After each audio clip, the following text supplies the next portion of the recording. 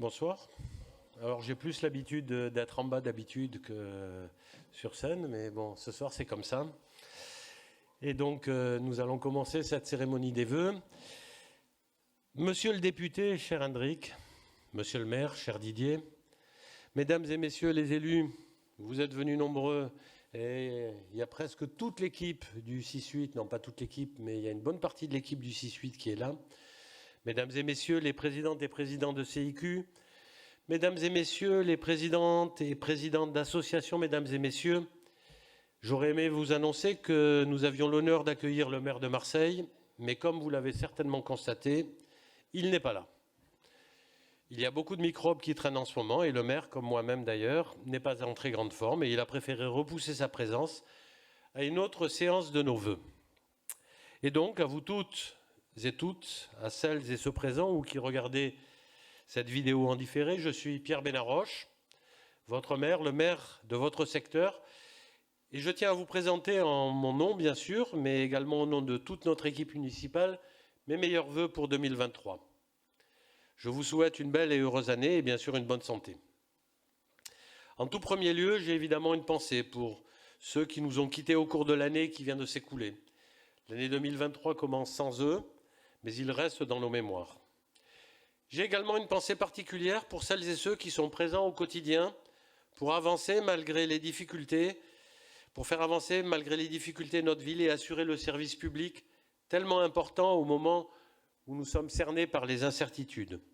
Nous vivons une époque charnière, nous avons un monde en transition à réparer et notre génération a la responsabilité de mener ce combat dans le respect des pactes qui fondent notre société. L'égalité, la solidarité et la justice sont les pactes que nous avons avec les hommes et les femmes de ce monde. Nous devons les protéger pour faire de l'humanisme une valeur cardinale de notre action publique. Le climat est un pacte que nous avons avec la nature. Nous devons le protéger et placer l'écologie au cœur de nos préoccupations, car il en va de l'avenir de nos enfants. La démocratie est un pacte que nous avons avec la République. Nous devons la protéger et agir pour l'émancipation des citoyens et des citoyennes de cette ville.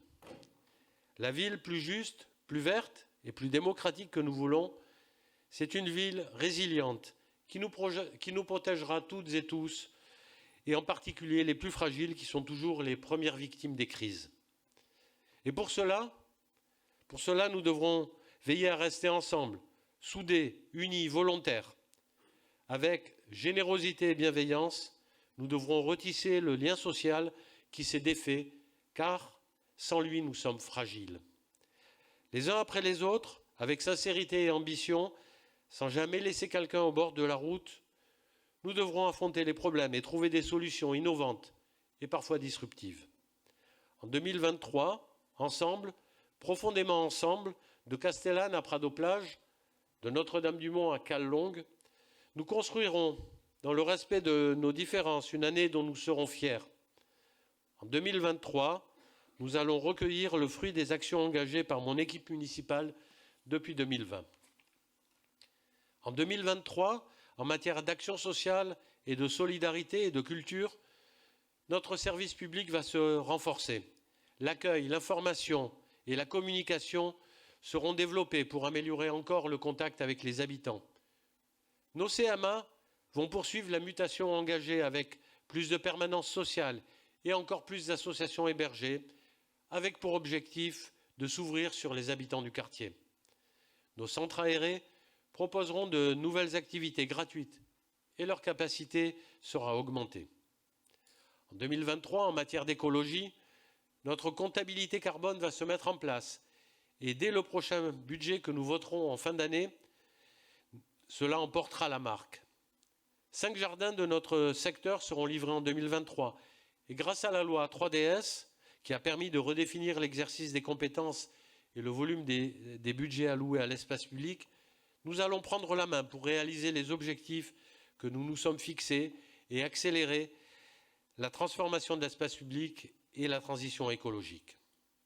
En 2023, sur la démocratie locale et la vie citoyenne, nous allons continuer à multiplier les concertations, les consultations et les réunions d'information au plus près des habitants et des quartiers. C'est notre marque de fabrique, c'est vous qui habitez la ville, c'est avec vous que nous voulons la construire. Et avant de passer au détail des projets pour les quartiers réunis aujourd'hui, une nouvelle fois, je vous souhaite une belle et une heureuse année et bien évidemment le meilleur pour 2023.